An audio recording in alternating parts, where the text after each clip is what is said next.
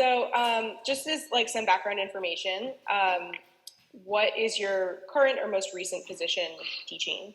So I have spent the last 7 years in Oakland Unified School District. I started specifically as an ELD teacher, teaching 9th through 12th graders, and then I've moved most recently into more of a gen ed position. So I've been at Life Academy of Health and Bioscience, teaching 9th grade English, ethnic studies, humanities, as well as like a reading support class, so strategic reading, all the way from like my own curriculum in terms of reading to also working with level literacy instruction, the LLI program specifically. So my name is Zoe Schaefer. I'm from St. Louis. Grew up here and I'm teaching here now. I work at so it's a newcomer school, so it's kind of like a transitional school for students. So they can be at my school for up to 4 semesters. So depending on their access test scores, they can test out before those 4 semesters are up.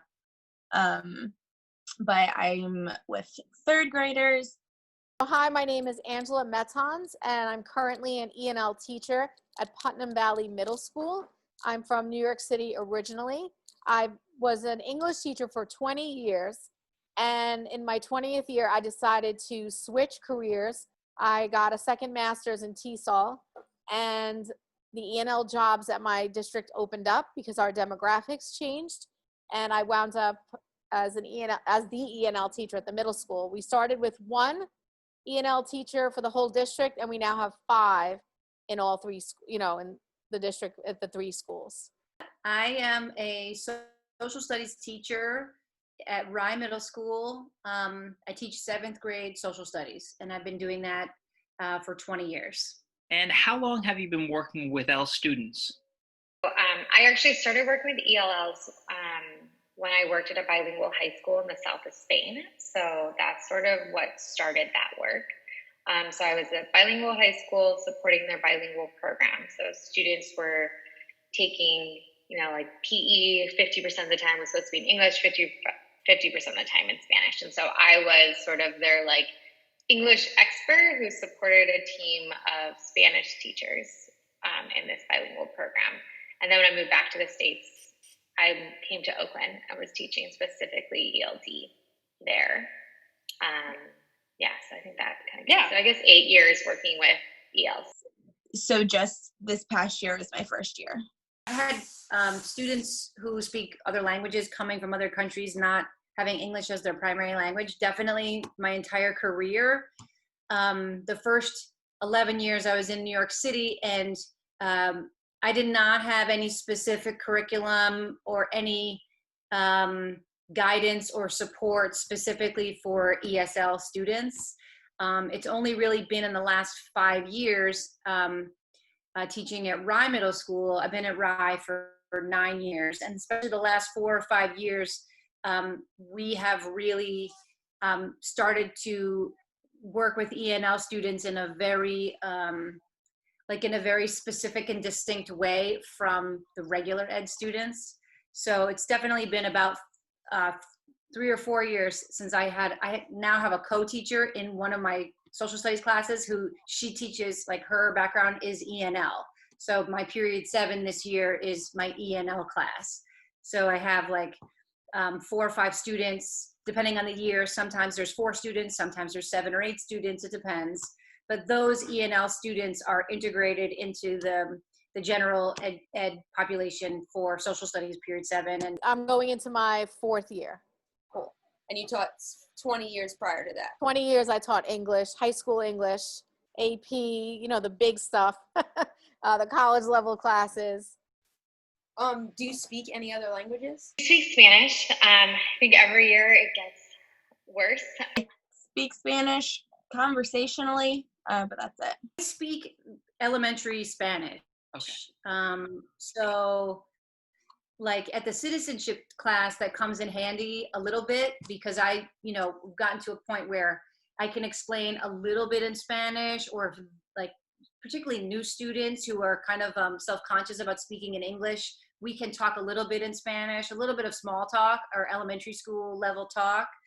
But I could, like I wouldn't feel comfortable translating for them really, um, or anything like that. But Spanish is the only thing I could get away with. I'm learning Spanish. I had to take a Spanish class, but I have kids who speak Chinese, Italian, Spanish, um, Korean. So it's impossible, obviously, to speak all those languages. Well, not that I don't want to say it's impossible. It would be a feat to speak all those languages. So that's not really a requirement. And So there's a lot of different languages. Do you feel like it would be helpful to have like a foundation in at least one other language? I think multilingualism is a strength for everyone. I mean, we can go like scientific and like talk about brain development and gray matter, and the more languages you learn, like the more developed one's brain is on that level. I think culturally and like empathy building wise, like as you learn languages, you build empathy for language learners. You start to see languages in different ways, like the puzzles they are, the beauty they are. I think languages carry culture. They have like patterns of resistance and struggle, like are within language. Like I think about Spanish and like the Arab influence, and like how cool that is when you're in a classroom with like Yemenis immigrants and Mexican immigrants and Guatemalan immigrants, and then like there's words you can look at that show those patterns in history. So yes, I think knowing languages are super important. I don't think you need to be bilingual though to teach English learners. Definitely, at least this past school year, our school had the greatest percentage of Spanish speaking students. So that definitely helped. Even if it's like, if I was using Google Translate to translate into all of my students' languages, it would still take less time, so I wouldn't have to go through the Spanish steps, So there was always a lot of talk about equity when it came to language, because most teachers at my school, if they have any language background, it's Spanish. There's nobody that speaks Swahili, unfortunately, besides translator. But that's always a big topic. But I think that it's definitely useful, and it's an extra resource for those kids that do speak Spanish, I feel like. So I did try to use that to their advantage as much as possible. Definitely, I've studied other languages. I took Italian, I took Spanish, and then I went back because in order to get certified, you have to have 12 credits. For New York State, you have to have 12 credits in a foreign language. So I went back, and that definitely, it made me more empathetic to my students who are learning English, because I was in their shoes learning Spanish, and I had my little fifth graders were helping me with my Spanish. And I would say, look at my homework. And so I was able to bond with them over that. And then this summer, I took a class in a Chinese culture class to understand my student who just came from China. So not just the language, but also the culture. And to me, that's more important. Like, understand how the student got here, because sometimes it's not always good circumstances. Understand the family dynamic. And, because sometimes families come fractured because of money issues. Some people will come, like dad will come with the daughter and, get settled, and then they'll have enough money for mom to come over. And so even learning that aspect of it, I think helps more than the language aspect of, you know what I mean? Yeah. You utilize technology other than you mentioned Google Images, but in what ways do you use technology in your classroom to support language learning? Yeah, technology in the classroom is interesting. I think I've had an up and back relationship with it over my tenure as a teacher. I think there's some awesome platforms. I think that Quizlet is great, and I think that Newsela is awesome. And then the ability to help students read where they are. I think Lexia is awesome. I've used Google Classroom, No Red Ink before. I've used Grammarly and that kind of stuff. Quill, I don't even know if Quill still exists. I think there's some really amazing platforms, but I don't think they're substitutes. So like I used to use technology a lot when I taught specifically newcomers for stations. Okay. Right, because I found that if a student could get 15 minutes of two-on-one or one-on-one conversational skills, that would outweigh me trying to hold a class of like 20 doing conversation. And so we would use rotations, and technology is phenomenal for rotations. And students had choice, and they could go to different platforms. And I thought that was great. There was a year I taught, like 25 long-term English learners, and we would start class with 15 minutes on Newsella. Everyone could choose whatever article they want. And it was a way to do independent reading and then have conversations about the news and debate. And then we would jump into our full class instruction. So I think, there's a time and a place. Right now, technology is really important. Like we aren't in person. And so like Screencastify, I think is amazing. The ability to record yourself reading, have your kids record themselves reading. Flipgrid is awesome. Padlet is awesome. I think there's some really great tools. So I think it's great. I think audio is one of the strongest things we can provide English learners. And, they have an effective filter and they don't want to hear themselves. But the more we can record students and allow them to hear themselves speaking and record their discussions and analyze their discussions, I think there's a lot of power there. Even before this time, I record every discussion kids do and make them listen to themselves. I would often have exit tickets where they record themselves reading something in order to leave the room and email those audio files and transcribing conversations. The ways you can make language apparent, technology just can help with that, which I think is really, really cool.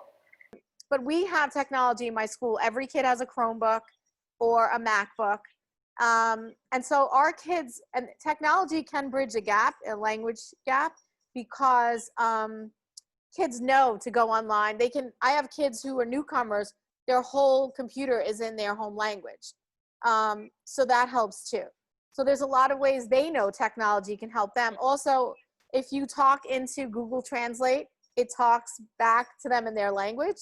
So I'll say, it's so cool. So I had a newcomer two years ago, and I would talk the first couple of months, I was talking on my phone the whole time. It was just him and me in class. And I would talk on my phone, and by, I would say like December, we didn't have to do that anymore, because it was like, he learned so quickly. And so there's so many different ways technologies can be used to, take that language difference and find common ground, Microsoft has where the kid gets headphones.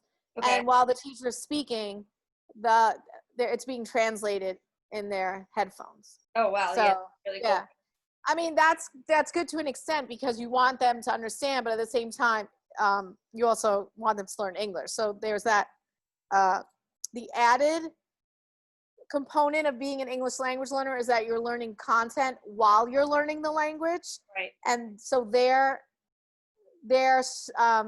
challenge is much different than a native speaker's, Technology is super important with ENL. There are a couple of Google plugins, like we use Google Classroom a lot. And so it's good to just be able to post, if you're going to post a reading, you can obviously post a reading, post questions, but there's a Google plugin that's like it's not a micro, it's a megaphone, and it will read the text out loud. Okay. To students. So for particularly that, that's great for all students, but it's particularly great for ENL, because we like to do a lot of read alouds, but we can't always do them. And so, or sometimes we want them to do the work at home. And so it's this megaphone plugin that will just read you whatever the text is on the screen is awesome. And I've used, I've copy and pasted whole paragraphs into Google Translate. And sometimes, a lot of times the kids will get the gist of whatever it says, or be able to compare English with whatever their first language is, like from Google Translate. But Wendy, the ENL teacher, she also she will often take an assignment that is, reading and writing a response. She'll turn it into one of a bunch of different games. Like I'm not sure if you're familiar with there's programs, like there's a program called Nearpod, there's a program called, now they're all escaping me because I haven't thought about them for 3 weeks. But they're all these they're based really fun, like slideshows with bells and whistles. Okay. So you can take kind of dense content that's 2 or 3 pages with no pictures and turn them into pictures and maybe a couple of YouTube videos. I mean, we use a lot of YouTube clips, like 2, 3, 4-minute clips. So when I think, like with ENL, I feel like technology is super important. I mean, especially just to be able for students to go back again and again and again, like to rewatch a video or to rewind or to chat. Like we've been doing over the summer, there's my one student, Joao, he's from Brazil, he speaks Portuguese, he's a doll, but he really, really, really struggles. And it's unclear if he struggles in his native language as well as English, or if English is the problem. It's unclear. Anyway, once the pandemic hit, Joao was not able to like get on Google Classroom, do social studies, turn it in, do science, turn it in, do language arts, turn it in. He wasn't like belligerent about it, or it wasn't like he didn't want to do it. He just couldn't figure it out. So I started doing a daily Zoom with him. Like I met with him every day for 6 weeks at 11 o'clock. And just for 10 minutes or 20 minutes, just to check, just like we're talking right now, hey, what's going on with science? What's going on with social studies? And what do you need help with? And a lot of times we would read together through Zoom. So that was the difference between him passing for the year and failing for the year. And so, I mean, it's super important, totally super important, technology. So if I were to walk into your classroom and you're teaching English language learners, like how would it look different from a classroom, a gen ed classroom or a classroom where teachers are not teaching English language learners, if at all? Yeah, well, I think that the best teaching practices should exist in both. And so I think what made me an effective gen ed teacher was probably coming from an EL space. And actually a lot of my colleagues from special education or our literacy coach was always like, you're the only room that they're talking in. And I think it was because I had an eye for that and I had the supports for that. So I truly think it should be the same. I think pace sometimes looks a little bit different. In my LTEL rooms, we read the same thing usually 3 or 4 times. Yeah. Like the multiple reads were happening in class versus a read in class and a read at home, which I think happens a little bit more in a gen ed space. So I think some of that stuff, pace was slower. I think the things that maybe I'm pointing out, like I think as a teacher of English learners, you want to have a keen eye on fossilized language errors and helping students build that metacognition of what their things are going to be probably until they're 60, and how can you just build that resilience around that? Like we have things we always misspell. I have a word I misspell always, like we all have that. And I think normalizing that for students and pointing that out is really important. But things like having language objectives needs to be in both places. Like word-rich rooms need to be in both places. Syllabication and roots and cognates and all of that type of work should be everywhere. Visual cues and having images is not lowering the bar, I think, for your students who maybe only speak English or are more linguistically rich or further on their journey in being bilingual or multilingual. So I feel like it should be the same, and I really tried to teach in that way. Even like station rotations and one-on-ones and writing conferences, I did that in a gen ed classroom where a lot of people thought that wouldn't have been possible. But I think that type is I think it's good teaching, just like special ed, right? Like I think what we do with our students more kids have dyslexia than they probably realize. And what we do for those students should be done for everyone. Great. Yeah. Lot more repetition. So anything that I say, I want the kids to say it back about at least 5 times. Even if it's just, okay, we're going to solve this equation. What is 10 times 2? Then I ask them to say 10 times 2 over and over again. And with that, it's a lot of also repeating after students. So if I ask a question, somebody answers it, I'll ask somebody with less English proficiency to repeat what that person said, because then they can answer the question without having to think of the response in English necessarily. It's different usually with smaller class sizes. And then it would be also a lot different from other 3rd grade classrooms, because a lot of our curriculum has to be lowered down because a lot of students haven't had any prior schooling. So, like, not only are they learning English, a lot of them are, just now learning what a plus sign means and things like that. First of all, there's 2 teachers in the room, whereas periods 1 and 2, there's only 1 teacher in the room. So you've got 2, first of all, having 2 teachers totally changes the game, because obviously you tag team. So that's the first thing. The second thing is sometimes what we'll do, like if we're doing a reading and doing a response or something like that, sometimes Wendy will take half the group. She'll take the ENL students and some other kids, and we'll just split the class, and she'll go to separate location.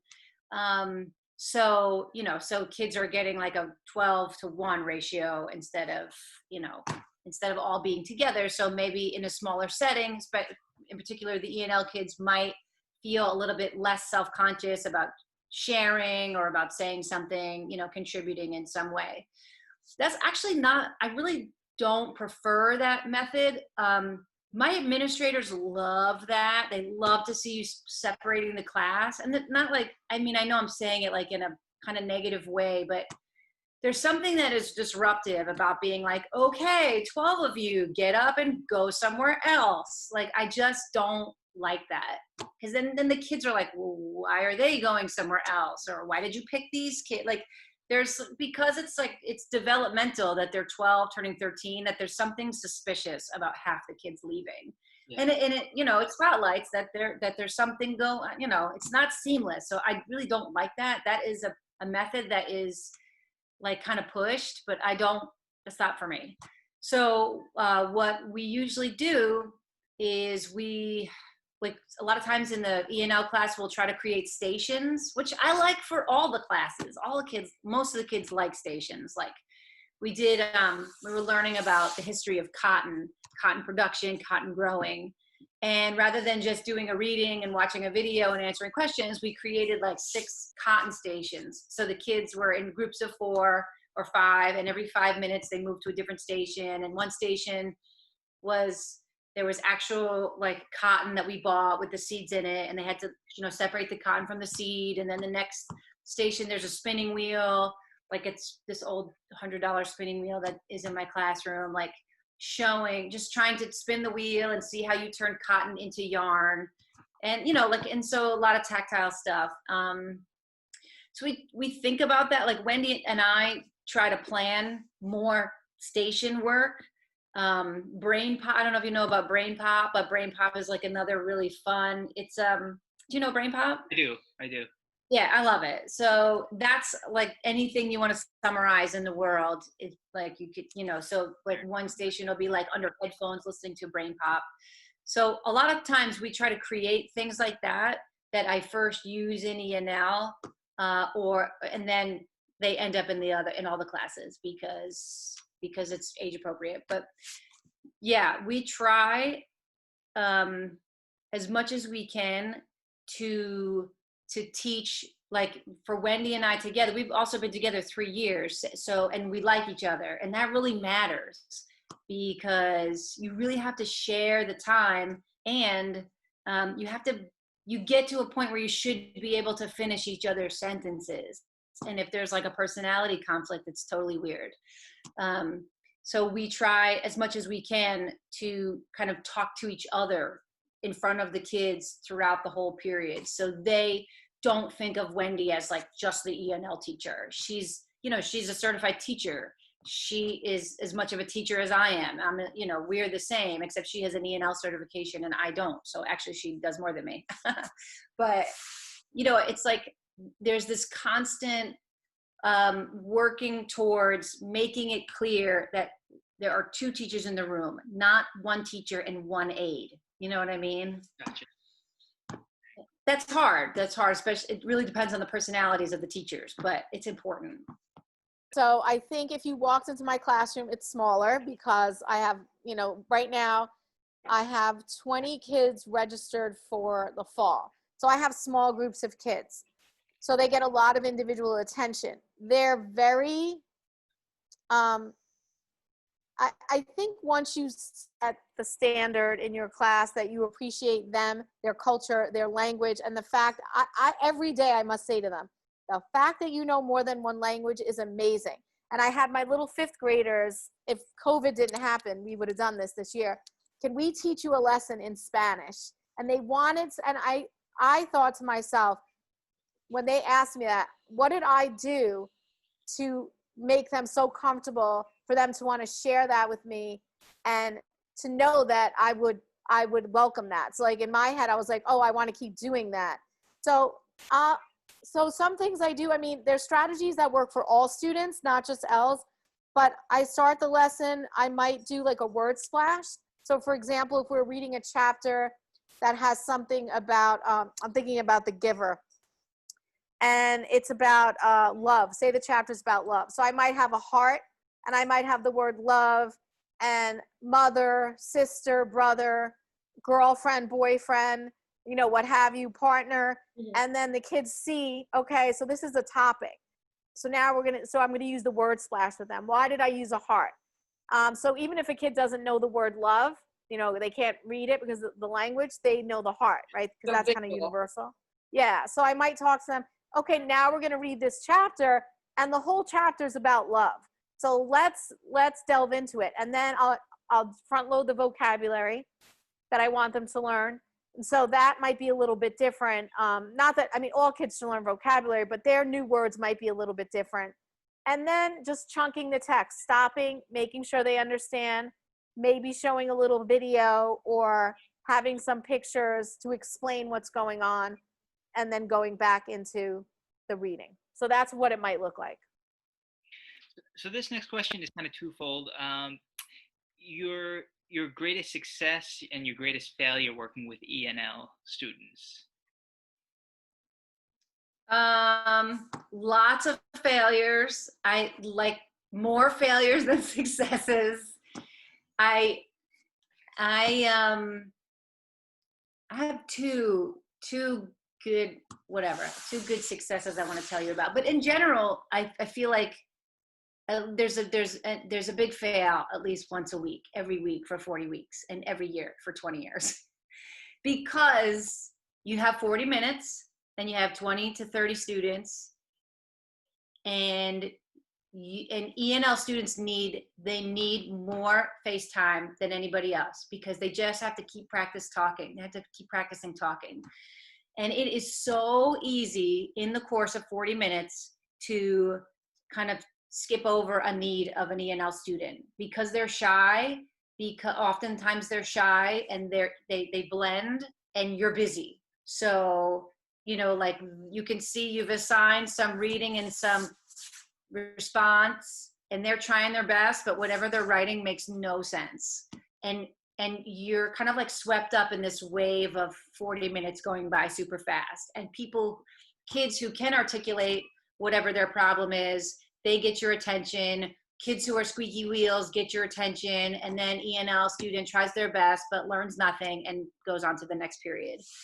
I think that happens a lot. I'm totally embarrassed to say, but that's the truth. Like that's every day we think like how to stop that from happening.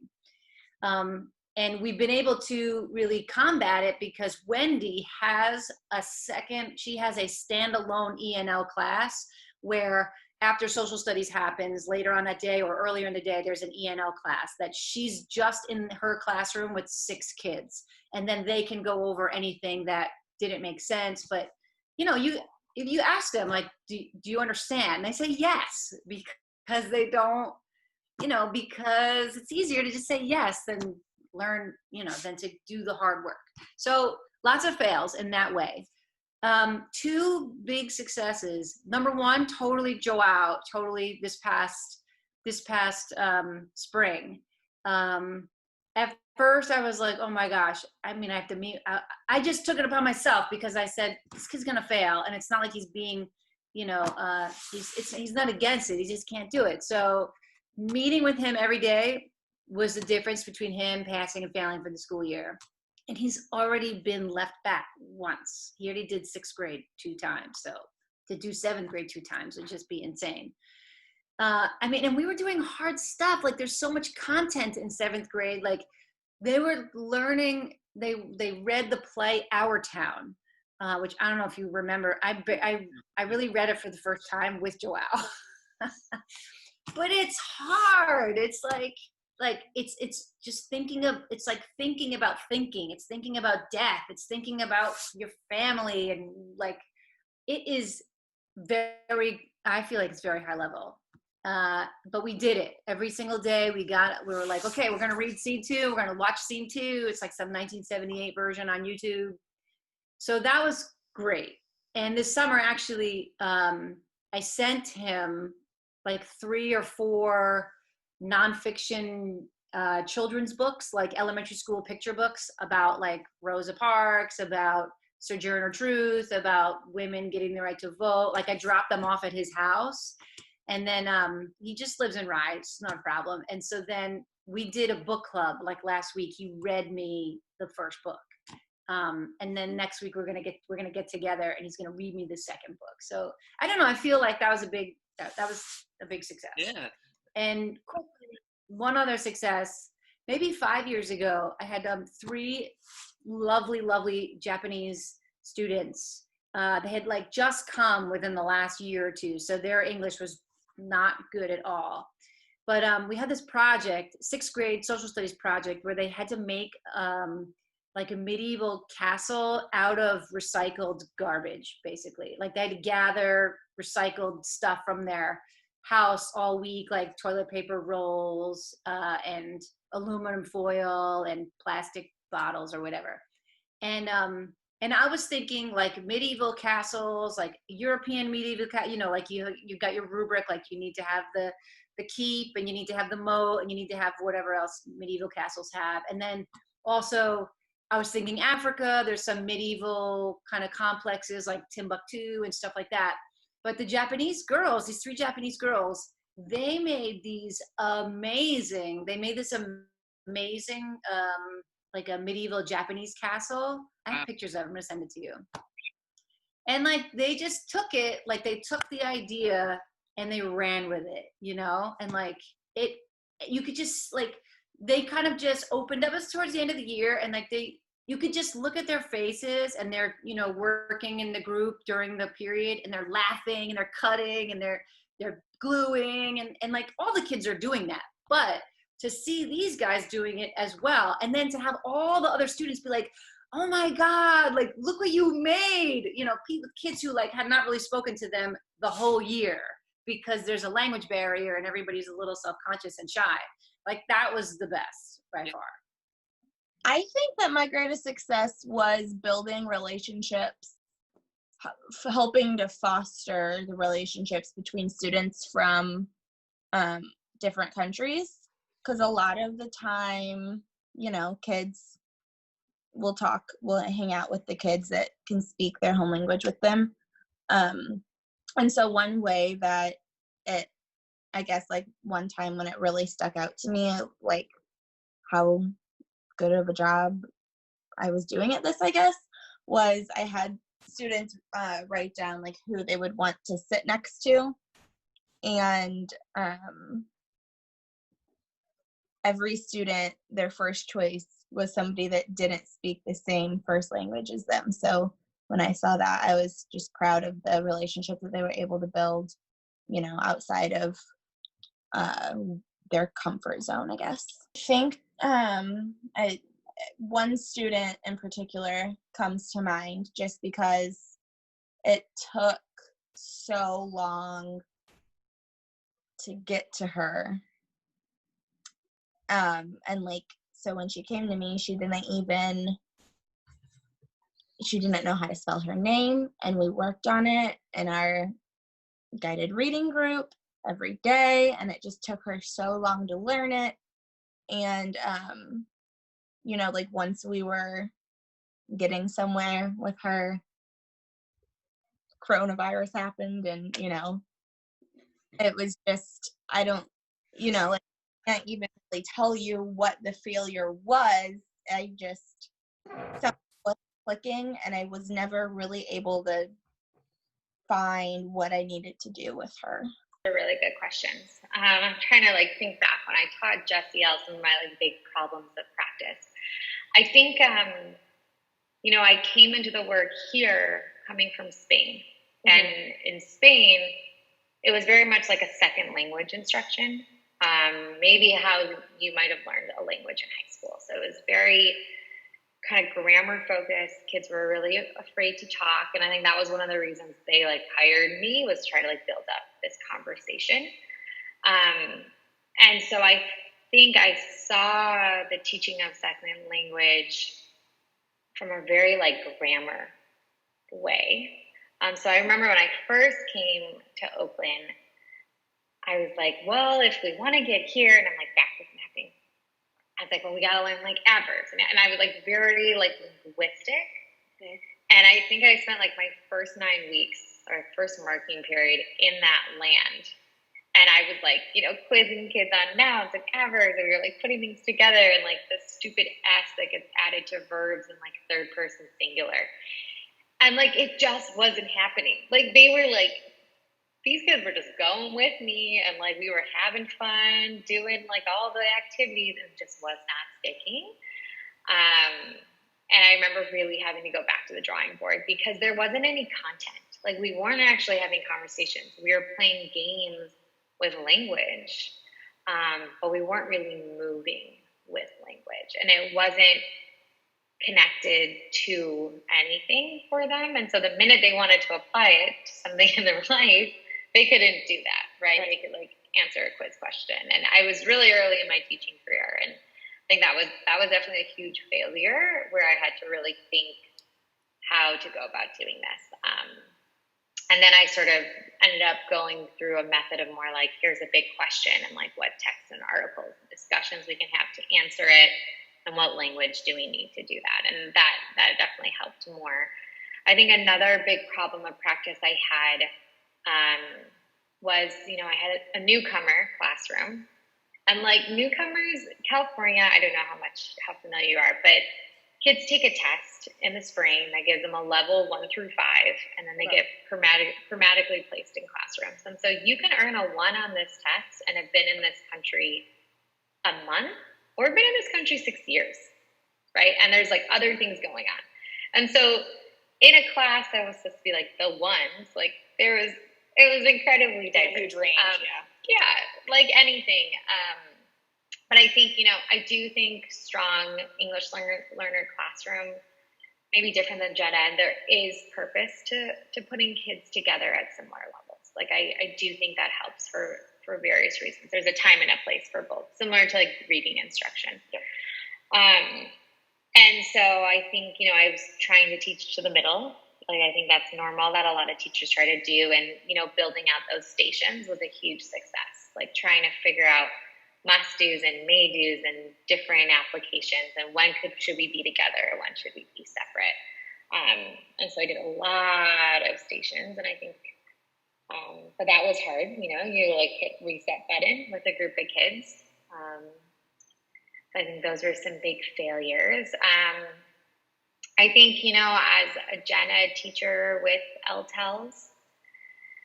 it's hard because you want to think about you have grade level standards and you have where students are at and how much to push. And I think that's a tricky piece.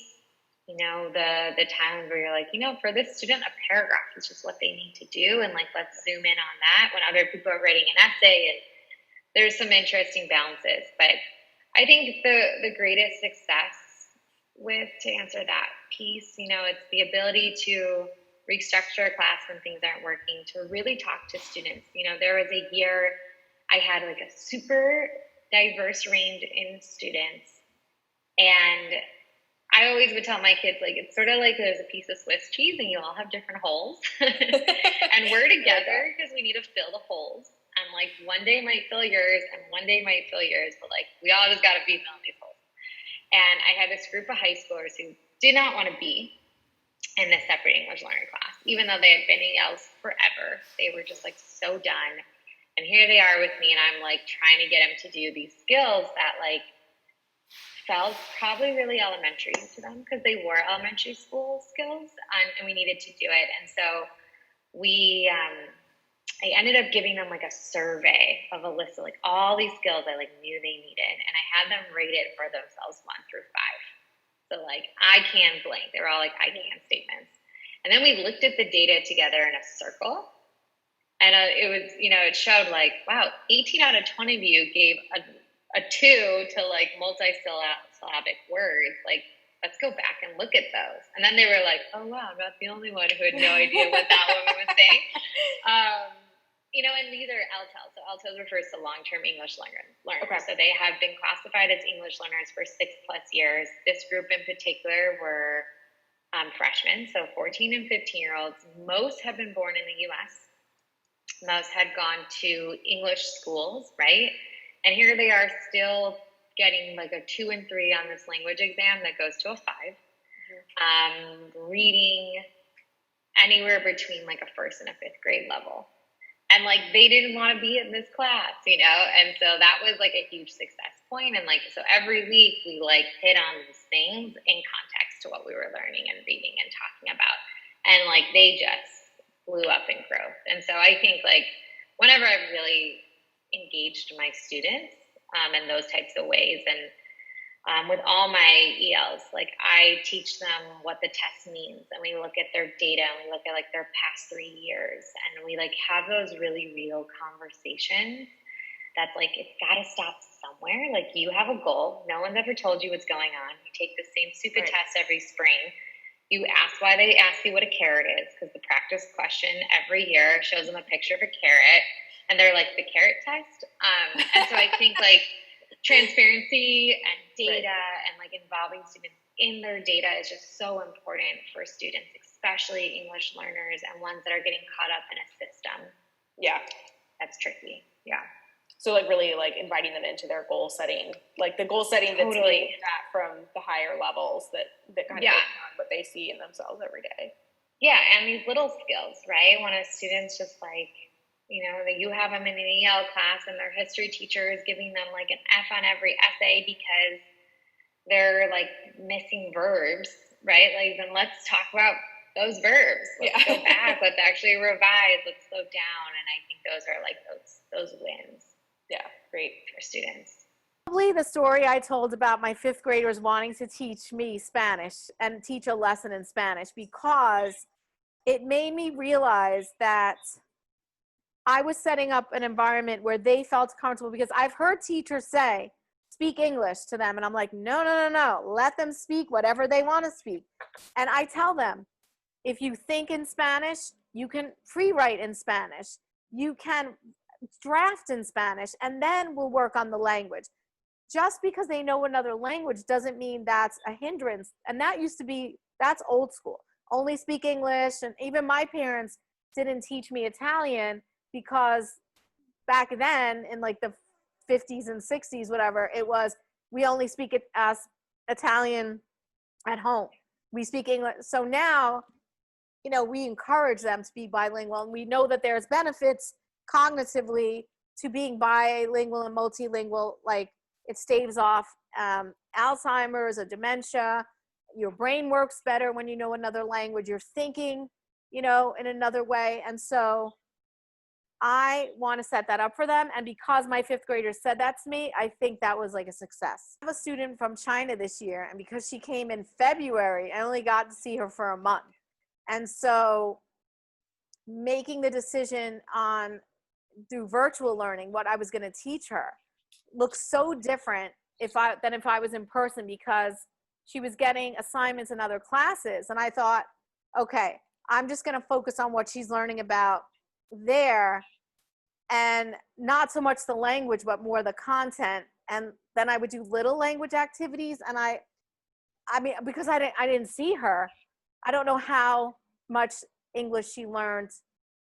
So it was a little bit because of the virtual thing, and kids need to be with you. I mean, it's not an ideal setting. We made it work. So I mean, that I think, like, did I make her feel as comfortable virtually as I could have if I had her in person? And she was the only kid, in school who came right from China, whereas I have kids who come from Ecuador or Guatemala who they definitely find each other, because there are a lot of kids from Ecuador and Guatemala, and they're very proud of that. And so they'll find each other and they'll like bond over that. So that was hard. So what kind of supports need to be in place in order for you to be a successful English language teacher? Can I ask a clarification? So when you say supports, like supports for me as the adult or supports for the student? I'd say supports for you as the adult. Like what kind of, whether that's cultural within the school or administrative or within the classroom. Yeah. I mean, I think, God, there's so many levels. So I think at a district level, like when we think more systematically, I think it's important for there to be PLCs. I know that can be a trigger word for lots of schools, depending on where you're coming from. But I think there should be learning communities where language teachers are coming together to talk about dilemmas and to problem solve and to support one another as adult learners, because I think the field of working with English learners has exploded since the unaccompanied minor crisis that really happened like 2013, 2014. We've seen so many more young people in schools who are English learners versus I think before many schools had like a class. Districts are seeing like schools. And so I think there has to be district things that are going on for learning and continual learning and bringing teachers together to like build curriculum and have conversations. I think we actually have to look at like state laws. I think like the state of California says that every student who's an English learner is supposed to have 20 minutes of ELD every day. Well, that doesn't happen. Right. And it's often like, well, the English teacher's doing it. It's like, well, does the English teacher have the training to do that? So I think that brings us to the school level. Like I think school leaders need to be prioritizing language because it will help all students. And I think every teacher needs to see themselves as an ELL teacher. That was something my school, when I was hired, I sort of was able to bring that approach a little bit more into the school, and we started systematically thinking about our English learners. They were our focal students when we looked at data, right? So if you assign an essay and you're like, look at this great student work, well, are you looking at the English learners' work? Like you should be looking at like EL work, just like you look at special ed work, and like what do you need to do so that that student moves forward? Because the one who's doing their work, like they're fine. They will be fine. They will move forward no matter what. And so how do we change those focuses? Something my school did that I think supports teachers is something called an EL shadow. So teachers did walkthroughs where you had an English learner and you followed them. For elementary, I guess they're in the same room all day. But for high schoolers, we had them follow them all morning long. So you went with them to about 4 classes. And your job was every 3 minutes to record what they were doing. And you weren't placing any judgment. It was just like, are they speaking? Are they writing? Are they intaking language? Are they outputting language? Are they negotiating language? And what we found was at our school, a lot of these English learners did not talk in 4 straight hours. Or were not engaged, which is crazy. And like, we're a good school. Like, and we have really good teachers. And like, many are veterans and some are national board certified. Like, we are considered a really good school within Oakland Unified School District, and this was going on, right? Which you look at data like that and like that feels disastrous. And I think that's a great starting place, right? Yeah. To have conversations around language objectives and academic conversation, and how are you pausing for students to think before they talk, or write before they talk, so they can think, write, pair, share, right? Yeah. And start to do these things and then come together as a school. And I think, that's how we support ELL teachers or ELD teachers, is it becomes a school mission, and that ELD teacher is able to provide professional development, to provide thought partnership for teachers, and to provide that safe space for those students to get pulled out in a smaller class where everyone is maybe at their level to do intensive work, but they should be able to be engaged everywhere. Like, the saddest thing for me as a teacher was when a student only participated when they were with me. And then every other class, their head was down. And I'm like, what? That's not the student they are. They have huge ideas and they love to debate, right? But like, that can't be the norm. Yeah. And so that's how I feel we support teachers. Honestly, the freedom to choose what is best for the students, because, it's easy to make the rules from an administrator's position and, say, okay, everyone is going to do this. But I feel like, especially with my students, everybody is so different and everybody comes from a different background, and they don't see that all of the time. So I think just the support of, or having the trust to make decisions, and yeah. So I think a co-teacher is key, and then you have common planning time is key. And I do like that they have a standalone ENL class, so they're not in the class with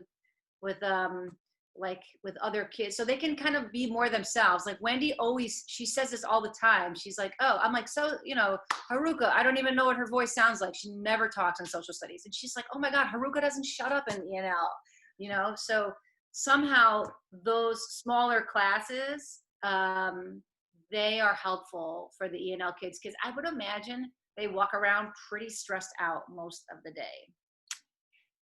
Have you acquired any special education or professional training to work with ENL students, or is it pretty much on the job sort of training, or does the district offer you opportunities to gain more proficiency as an educator? More training? I don't have any training as ENL specific, not at all. I think maybe I went to one workshop that was required, and it was totally lame and not helpful. It's a lot of, I use a lot of ideas that we come up with, with special ed teachers, just about going back to basics, breaking things down, smaller groups, smaller chunks, reteaching. It's a lot of the same. I feel like maybe this is not correct, but it's a lot of the same skills. Like, period 7 is ENL, and period 8 is what do they call it? Period 8 has, I have another co-teacher for period 8, and that's with 8 special ed students who, they're average kids, except they struggle turning in assignments, they struggle with attention, they get extra time. They have IEPs and 504s, special ed paperwork. So I have a co-teacher in period 8 as well. So a lot of the things that we do in period 7 with Wendy, I pretty much do very similar things with Meg in my period 8 class. We're co-teachers, and we split we try to teach together, not one teacher teaching, one teacher just circulating. We try not to do that. That's a great question. In terms of educational professional trainings, I did a few. So when I fell in, like I said, our district really didn't have much because there wasn't a need for very much. And then, so I began I did a training called Systematic ELD, which is great for, I think, like kind of the K through 6. Okay. Applying it in high school is a little bit trickier, but it had some really great things. I actually did the training with elementary school teachers because there wasn't a high school group yet. Yeah. So I did that. I did some work with some Kate Kinsella trainings. Kate Kinsella is interesting. I don't know if you know her. Mm-mm. She's like a well-debated English language person. I don't know. Okay. There's a lot about her practice I love. She does a curriculum called English 3D. Okay. She was sort of the first person to actually come out with a curriculum for long-term English learners specifically. And that's really how I kind of fell into her and started watching her. And our district adopted her curriculum for a bit. I think she's great. There's also some things written about her that she's like a little problematic. But, you know, who isn't? What isn't, right? Yeah, what isn't? So there's her. I think, what else have I done? A lot of just like district stuff. That article, that reputable harm article that I'll send you, was really formative for me. The Skin You Speak, I think, is like a really powerful book. I think just thinking about the ways just like language, the role language plays for culture and identity and our power system that is school is really interesting. And my school has done a lot of work with an organization called Mills Teacher Scholars, which asks teachers to be reflective and to look at problems of practice as reasons to learn. Okay. The culture of adult learning and cycles of inquiry, and how can we iterate on what's working and then figure out what's not working. And I think that was a big piece in how to become a strong teacher for LTELs and ELLs, is zoning in on them, having focal students, looking at data, having hard conversations with colleagues and challenging those unconscious biases, which is not like specific training, but I think like that's the work. Right. Yeah. And those shadows, I think those ELL shadows for my school community was transformative. Awesome. We started it 4 years ago, 5 years ago. It was like my second year at the school. Uh-huh. We started doing them, and we've done them every year since with a different cohort of teachers, often not English teachers, because I think English teachers tend to be a little bit more in touch with that kind of stuff. But, for a science teacher and a history teacher, to observe students that they thought were fine and actually have to confront things was really, really interesting. I'm involved with the Arburn, and we do the ENL training. I do professional development all year. My school district encourages us to take professional development. They encourage us, they incentivize it. You get hours or money for, how many classes you take. So it's a good way to stay current and to, you want to know, any new or, anything that you can learn, that you can bring back to the class. To get my certification, what I did was I wanted to take a second master's. And so I did the TESOL program through Concordia Online, and it was grammar classes, teaching English to speakers of other language classes, teaching writing, teaching different content, all different strategies. So once I did the coursework, I went onto the Office of Teaching Initiatives, the OTI website, and I looked at the requirements.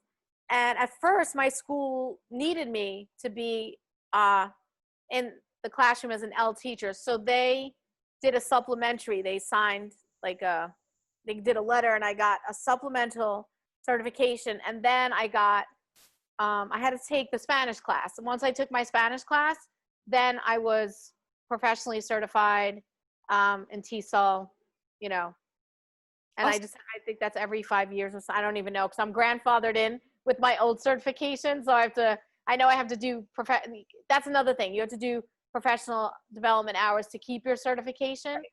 So that also, and if you're an L teacher, you have to do like at least 50%, I think. And I think it's 15% if you're not, but that might be changing. I don't know. What do you think is one of the biggest challenges of being ESL or ELL instructor?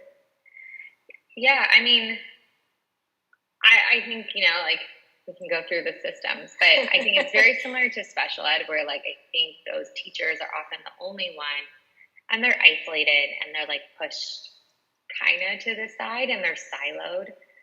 And I think that's a huge challenge at a school to feel like you're trying to like champion certain students that are being pushed out. And I think they get pushed out. And I think that's a huge reality.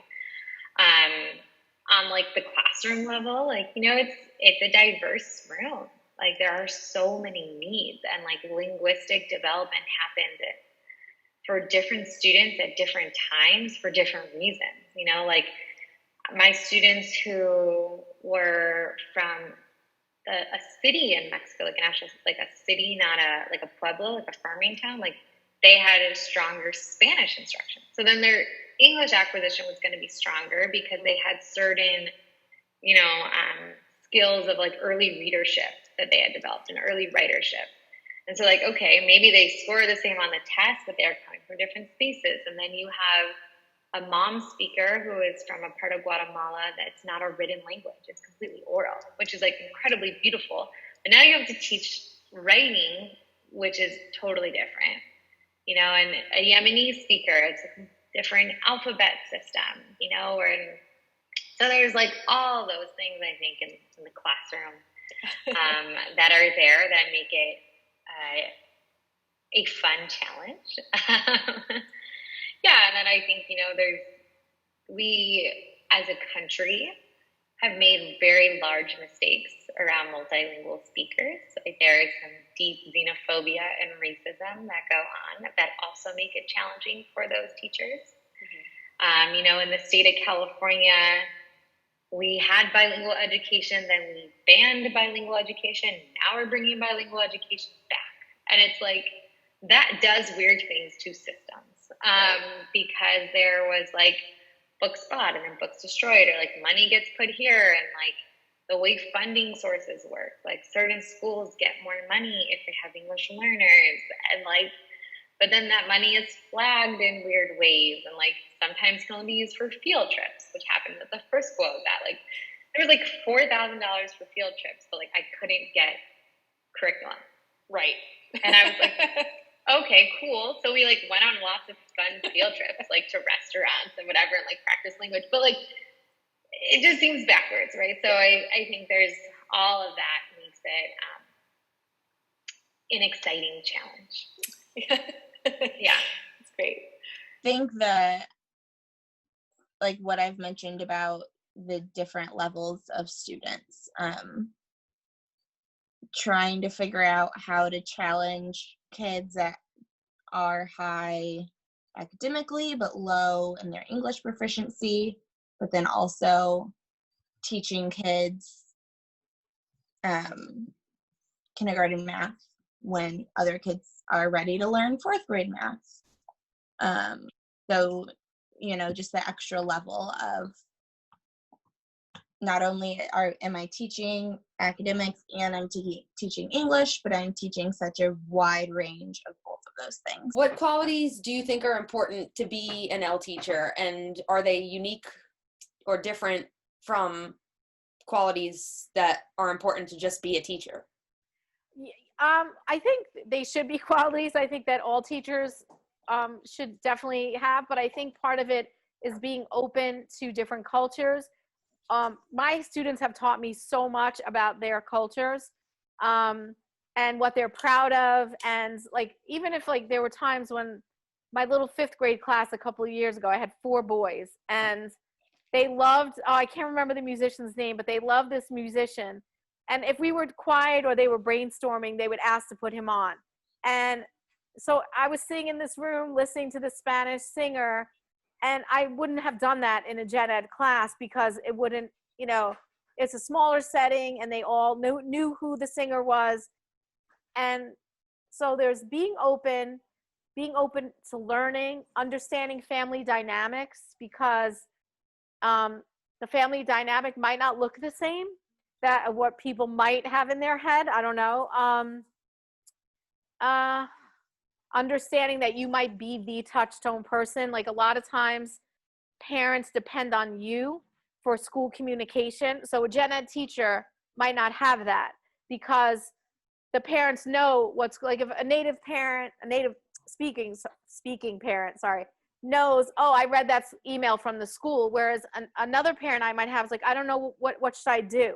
And so a lot of times I could be that touchstone person that they need to not translate, but to like explain to them what's going on, or sometimes Google Translate or get a translator for them. So in that way, the role's a little bit different, but definitely you have to care. You have to care and understand and be patient that kids are learning a new language. Like I've had people say, they know more than we think they do. And I'm like, what? No, they're not tricking you. You know, I'm like, you might hear, you know, there's BICS and CALP. I'm sure you're learning that. Mm-hmm. BICS is basic, you know, communication skills, and CALP is the academic language. BICS is like 1 to 2 years, 3 years.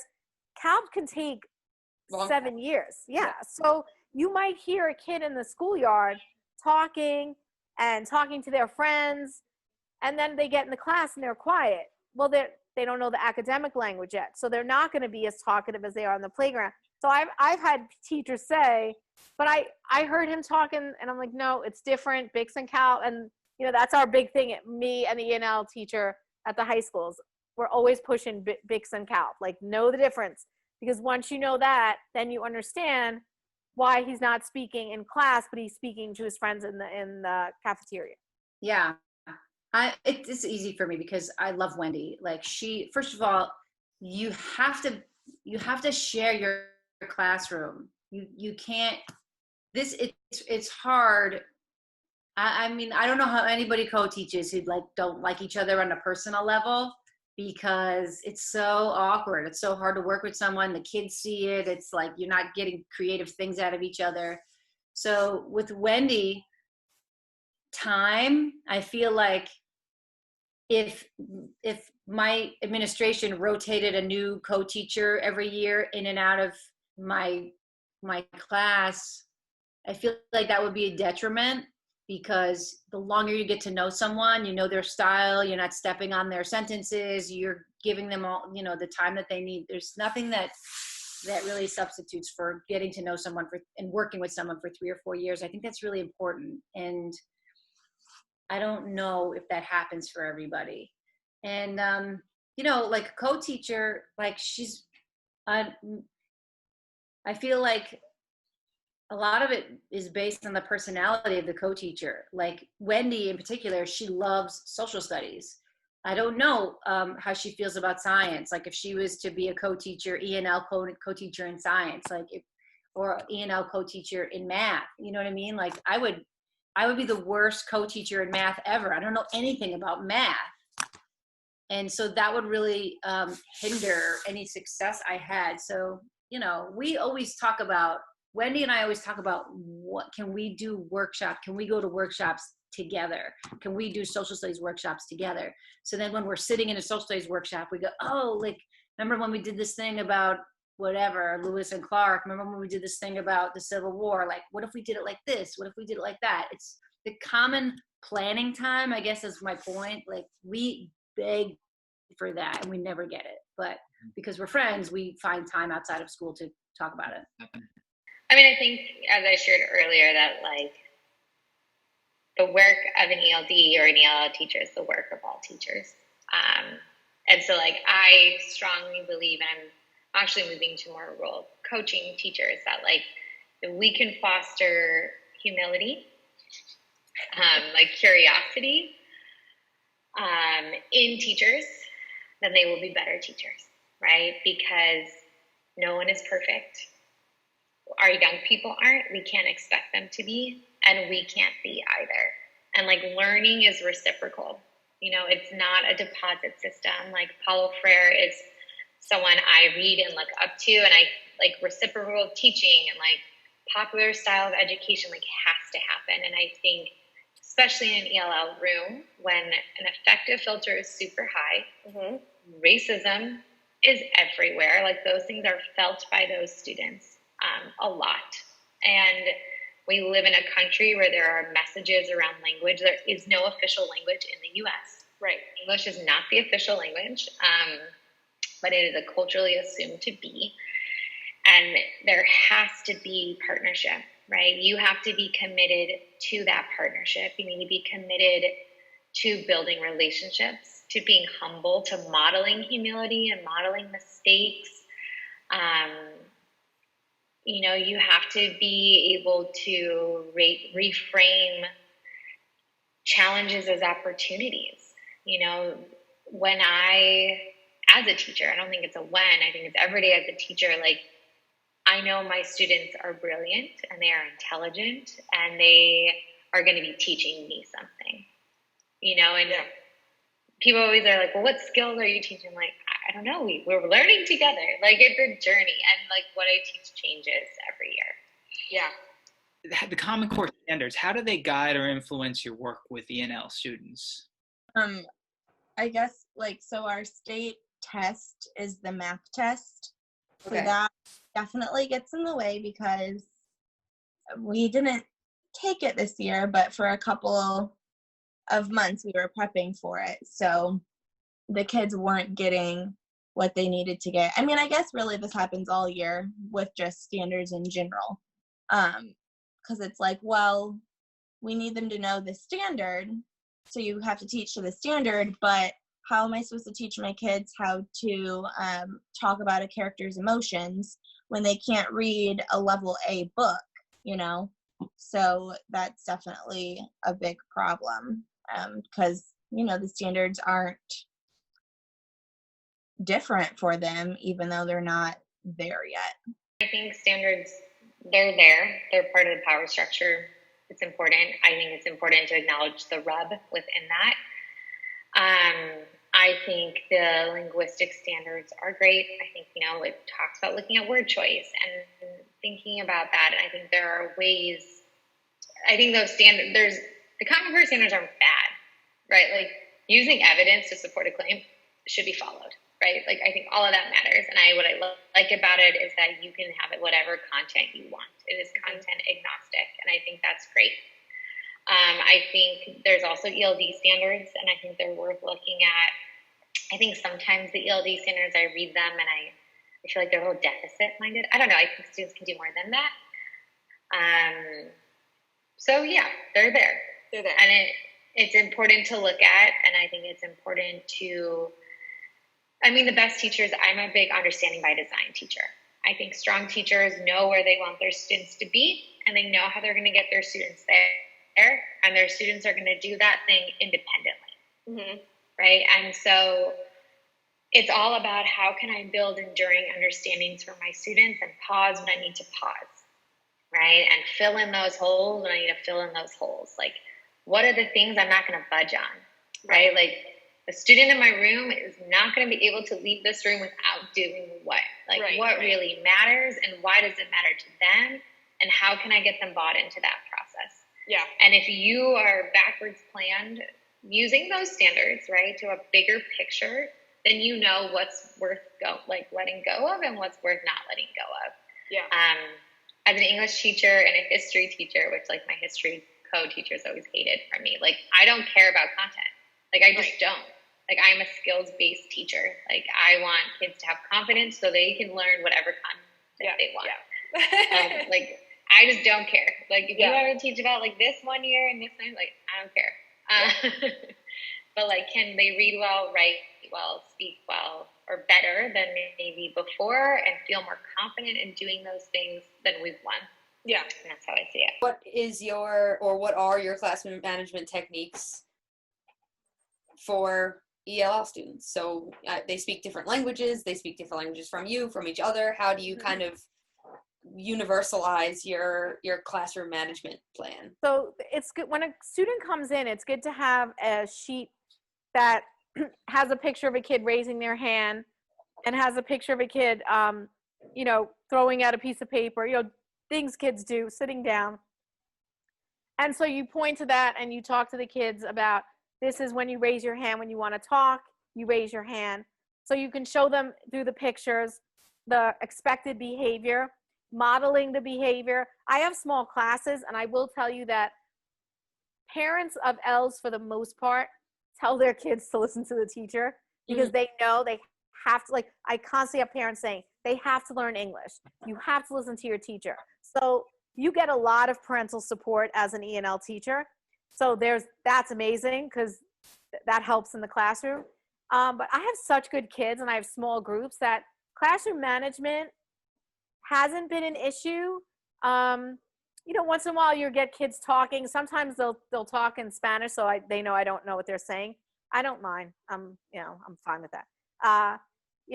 If it's me and 3 other kids, it's hard for them to misbehave. Mm-hmm. So, but that's not so much of an issue. But if it is, there's always, you talk to the student alone, then you have to call home, and that's always a last resort. I always tell them I'd rather talk to you, so I know that you can, you know how to behave, and then. But if it's a language barrier issue, then you can review with them those pictures of how to behave in a classroom. So we mix it up. Sometimes we will assign groups where each of the groups will have. It's always different. Like sometimes what I was gonna say was sometimes we'll have like one E&L student in each of the groups, and that separates the E&L students. And might get them to chat a little bit with the regular ed students. But sometimes it doesn't work at all. And sometimes they refuse to talk because they're so self-conscious. So other times when we make groups, we'll put 2 E&L students in a group. So at least they can maybe chat with each other. They can help each other if there's like a language issue. Or sometimes a lot of times we let them pick their own partners. And what we see is what we think we know, we don't always know, right? What we think we know, we don't know.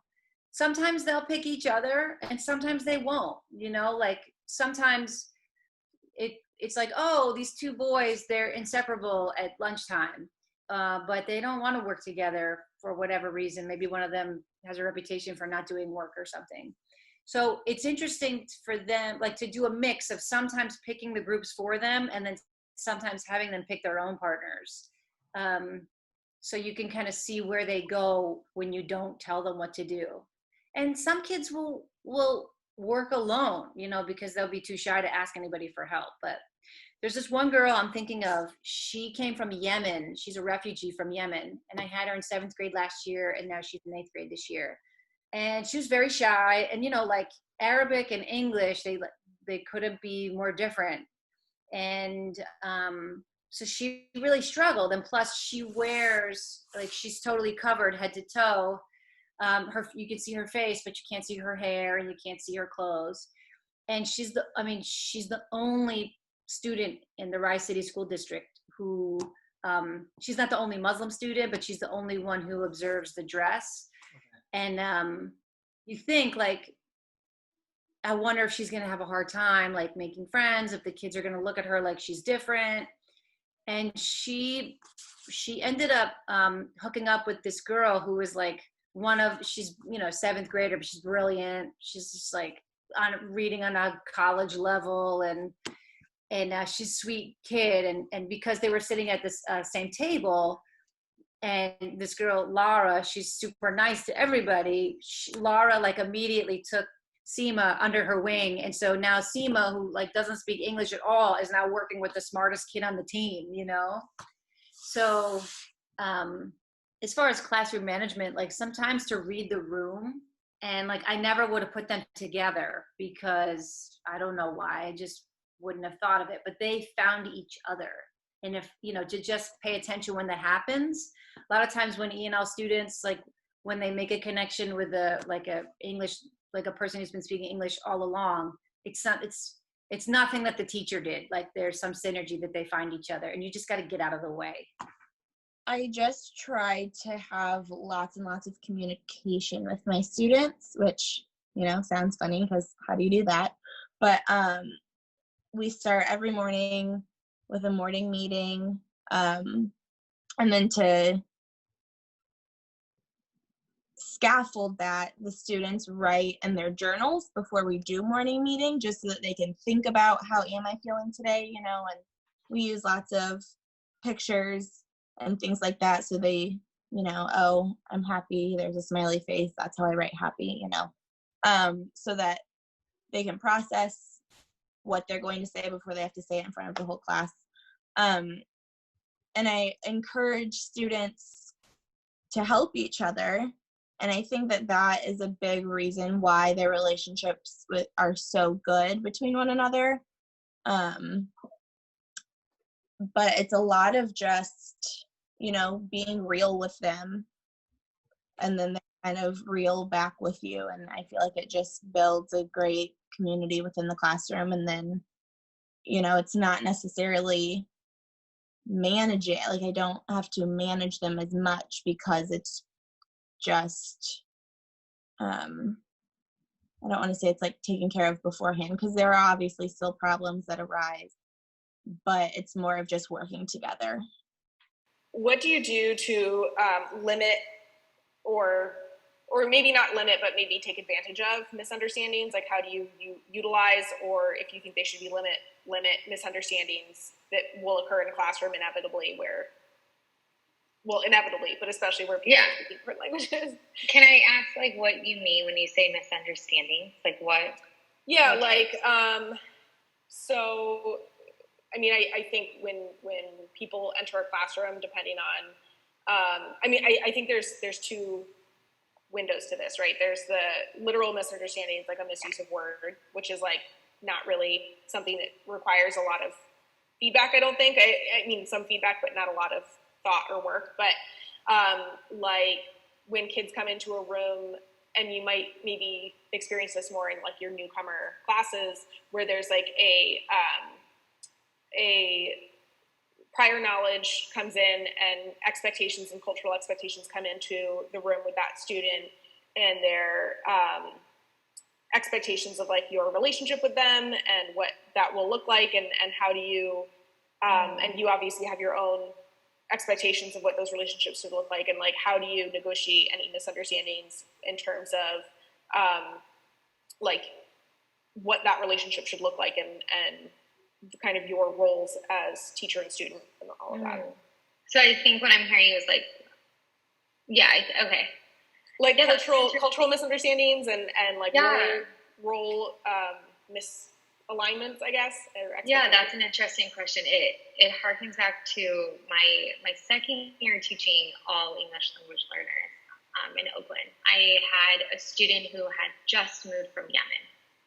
He did not want to move from Yemen.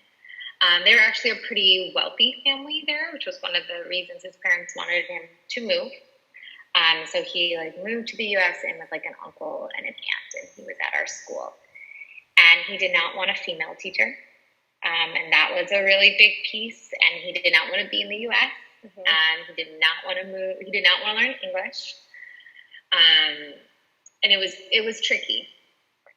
So I think that's kind of what you're sort of getting at, and I think, what did I do to limit misunderstanding? I think it's like talking about them. I had another student who was Palestinian who I'd worked with for the last year and a half, and he helped me a lot with that student. I mean, we like had circles where we were like, because we were a community, and he came in, I think it was like in February or something, and he was obviously doing opposite of what they were doing, and we would like have circle conversations, and this Palestinian student often would translate even to be like, you need to understand these things, and like she's not doing anything bad, and like, and talking through that, and because there was bigger things going on for him, right? Like there's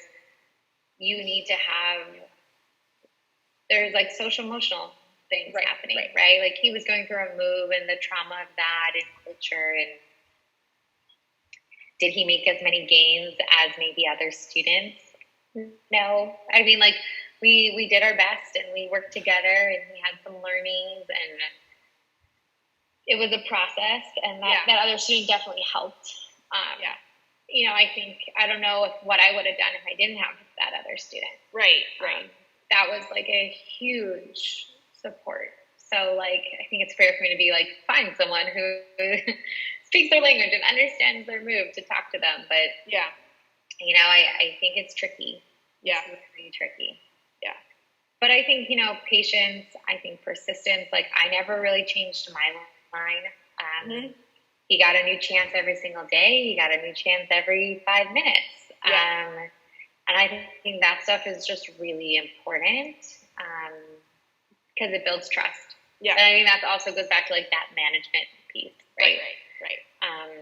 Classroom culture techniques will allow people to come together.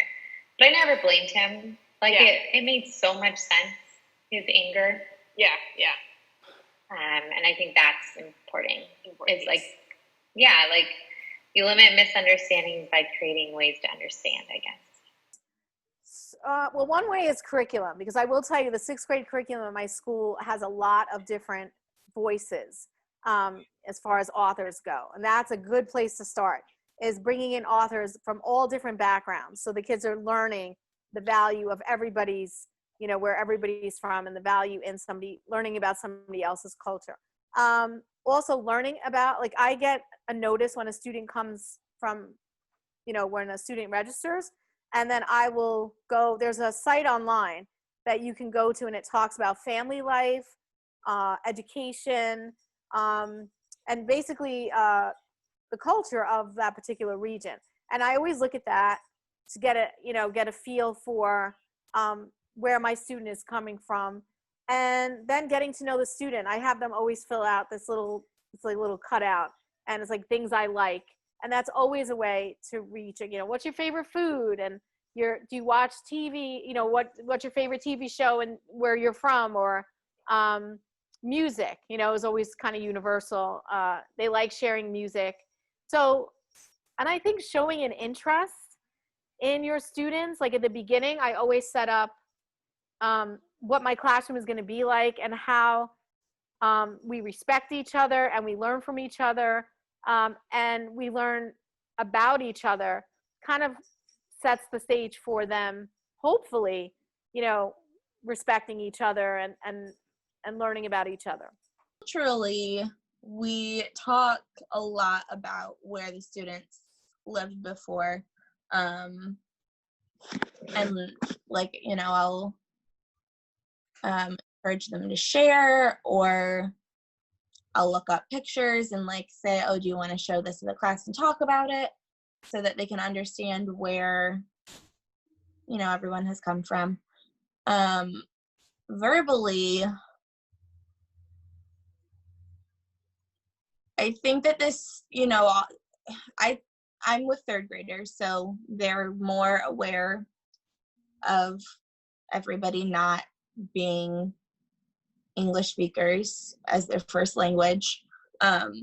So they know that they can always ask if they're confused about something, and, you know, I can come over and help translate, or they'll ask another friend that speaks this person's language, but they know they're better at English. So, like I said before, it's really just a lot of working together to kind of get past those issues, because the miscommunications do happen, but, you know, you just have to take it with a grain of salt. Yeah.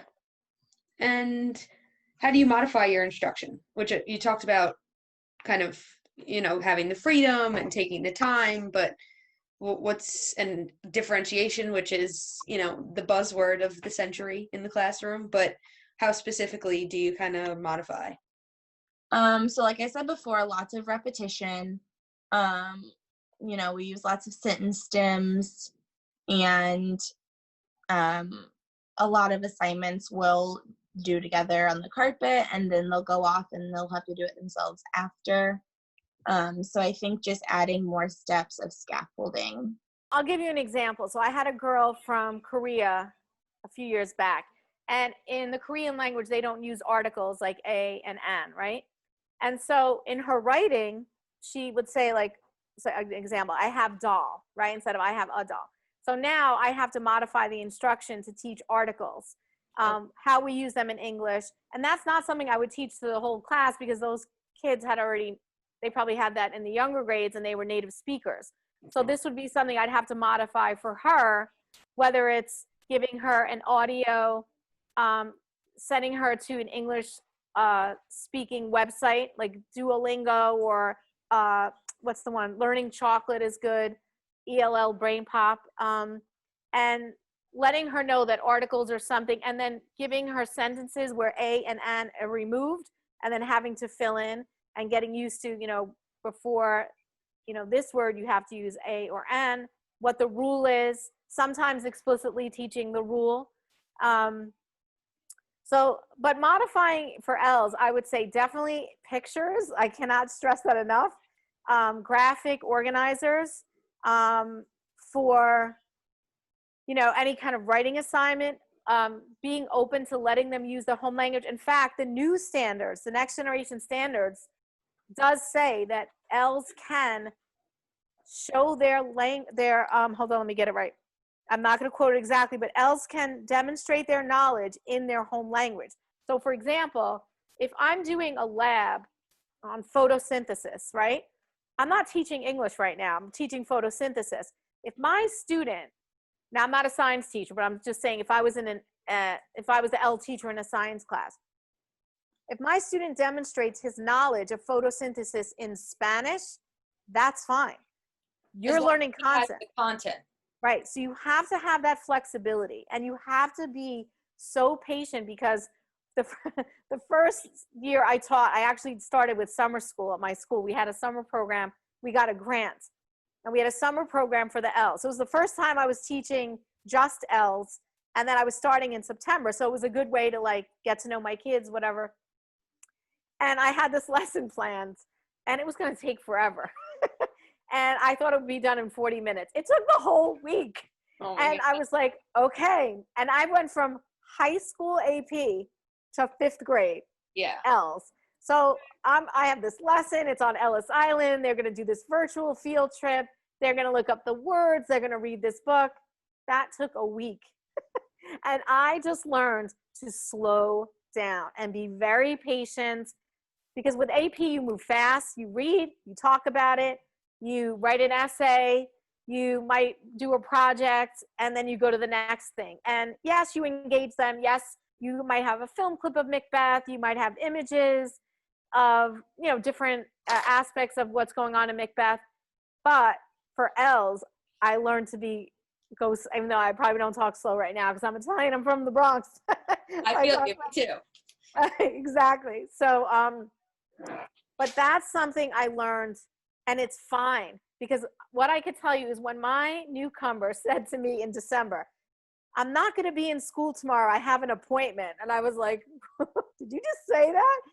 I was like, you know what? This is going to happen. Don't push it. Let it happen. It happens naturally. It happens with the way you teach and the way you're engaged with them. And kind of letting that go a little bit of there's a standardized test, the AP exam, and then the Regents exam. Just kind of letting that go and knowing that when they say things like that to me, they're learning the language.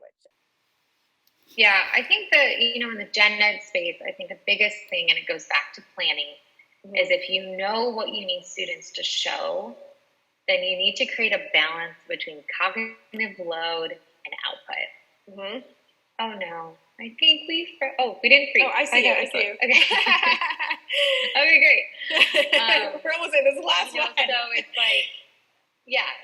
a student who has had a lot of success in school, when they get to high school, they should be writing multi-paragraph essays that show that claim evidence skill. Yep. In ELL, maybe we take it down to one paragraph.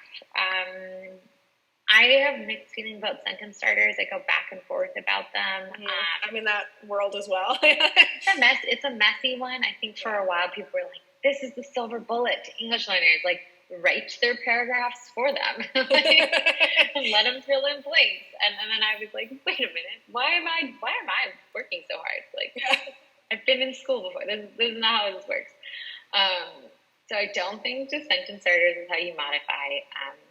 I believe strongly in not rewriting texts. Okay. I do not. If there's anything you don't edit out of this, tell your class, don't rewrite text.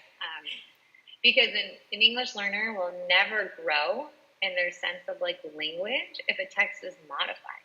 Mm-hmm. Like you as the teacher needs to help break it down, look at juicy sentences. Maybe they just read a paragraph. Maybe you just take the topic sentences from the article and say, just read the topic sentences and then talk about that, right? But like, do not rewrite the sentence and make them think that like that's the language, right? Because that is a disservice to students. They will never grow if you continuously rewrite things. So do not modify writing or reading at all. I think in ELLs can read Romeo and Juliet. ELLs can read Bluest Eye. ELLs can read whatever you want to teach. It's about how fast are you going to move through it? Are you going to include videos? Are you going to act out chapters, right? There are ways to make learning more engaging for everyone that will help students. But I think the biggest modification is probably just thinking about cognitive load. Mm-hmm. Do they need to be doing 6 pages? Can they do 1 and do it really well? I think those are big pieces. I think exemplars are really important, but they're important for everyone. Mm-hmm. So I don't know if I would call that a modification. I'm trying to think of other things I've done. I think, if you are a teacher who does a lot of Socratic seminars and discussions, I think there are ways to provide more think time. Mm-hmm. Or like structured practice for those students. Like sometimes I would tell my ELs a few days before that a discussion was coming so that they could plan. Yeah. Where other students maybe get like 15 minutes, flash, make your points. They already have their points, so they can practice. And I think like those types of moves in a gen ed space are really supportive for students that I don't think is holding them back. Yeah. Audio. I love audiobooks. Yeah. I think again, like for a long time, people were like, if kids have the audiobook, they're not reading and they're cheating. And I'm like, what? Like, hella adults only listen to audiobooks. Like, it's just like different intelligences.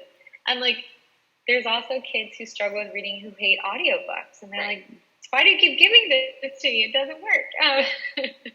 But I think audio is awesome for those who need it. Yeah.